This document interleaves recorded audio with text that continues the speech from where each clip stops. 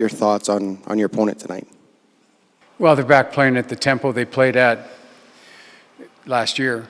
I think it's the hardest thing I've ever done as a coach, to try to regroup your team after you lose in a cup final. It takes a lot of work, and it takes a lot of patience. And I know my first kick at it, I didn't have a lot of patience, and it didn't go well for a long period of time. But their energy's back.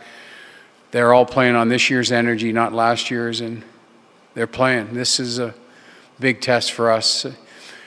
From seeing where we're at, we think we're playing better, and we just played these guys not that long ago. So this will be a good test to see where we're at. Ken, heading into tonight, the last 5 games, the team has been tied going into the third period, 4 of them resulting in 1-goal games.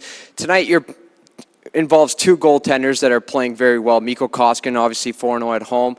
Marc-Andre Fleury, 6 straight wins. Is it safe to say that tonight may just come down to a 1-goal game once again?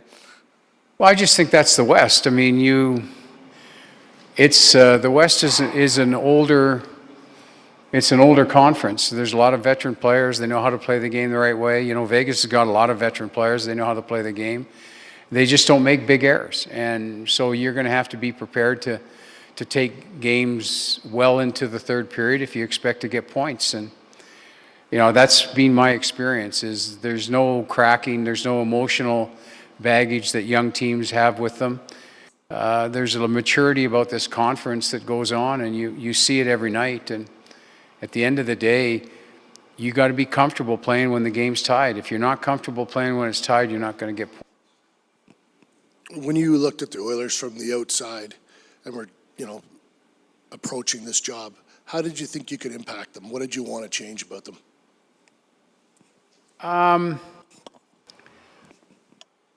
I saw an energy that, if you could harness it properly, would make us more effective. But I saw a lot of young team. I saw a young team that, in order to compete, and it's not anything, it's not on them, but if you need the team to play well, you're going to have to play a mature game. You can't win in this conference unless you play a mature game. And we had to man up quick. And I look at the analytics. We got our analytics yesterday, and our numbers, analytically wise, are improving in the areas that you need to improve in to win hockey games in this conference. You're not going to just run and gun and outscore people. Too many good teams. And I'm happy that the team in the areas for me that it needed to get a lot better quick in did. And that's a good step for us. Now tonight is a whole different animal. And we'll have, I'm sure, good evaluations after tonight to see where we're at. Is the jury still out for you on whether Ty Rattie can be a regular in this lineup, and what does he have to do to get that job? I don't know that the jury's out. I'm trying to build a line. I'm trying to figure out how I can build 2 third lines. And so it's Ty's in there, Spooner's in there, Zykov's in there, JJ's in there, Russell's in there. I liked Russell a lot. So I was somewhere in that mix. Obviously, when Tobias comes back in, it really sets us up a lot better. But we're trying to build a third line that can be an accomplished line. So you can't win in the NHL unless you have 2 third lines. Having a third and a fourth line doesn't work in the NHL anymore.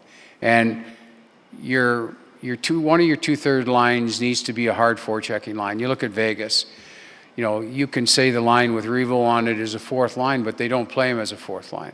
That's the impact and that's the effect you have to have. So I'm trying to build something, and Ty's in that.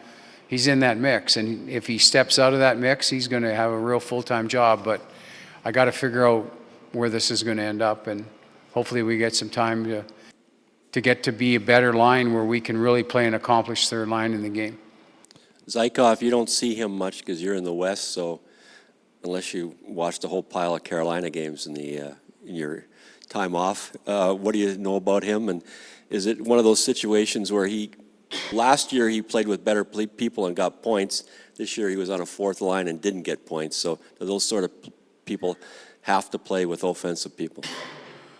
You know what, Jimmy, this is a perfect example of analytics. And this is looking through the analytical glass of what we need, he fits.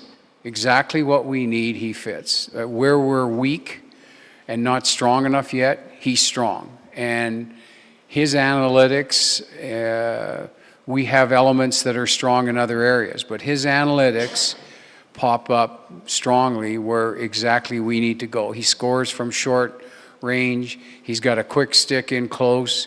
He fights for position. He holds ice in the areas where we need more help.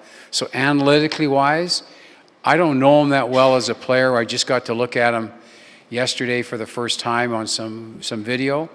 But analytically wise, this is a really good fit for us. We got to figure if we can make it work. But what we need, he has, and that's a good idea. So can he be part of building a good line? We hope so, because he's got an element that's necessary for us to take another step. Ken, a few days ago you talked about wanting to be hands-on with Jesse Puljujarvi's development. What does a goal like that last game do for somebody's confidence like that, and what do you need to continue seeing out of him? The goal's a goal. I mean, he's going to come and go with the offense. And I said this to people before, somebody has really coached him well. He's a well-coached player. He does things that coaches love. And he hides his stick, which to me is not easy to teach. He hides it, he pops it out, and he creates a number of bobble pucks and turnovers that put us on offense that not many players can do. So he has an element, regardless if he scores or he doesn't score during his career at extended rates. He has an element that really helps you win hockey games. And I don't want to discourage that element because it's really helping us right now. And we're hoping that the growth offensively starts to come to play. But man, somebody has really worked with him, because you don't do this naturally, but somebody has really worked with him to allow him to do the things that really help teams win and make coaches happy. So he's got it.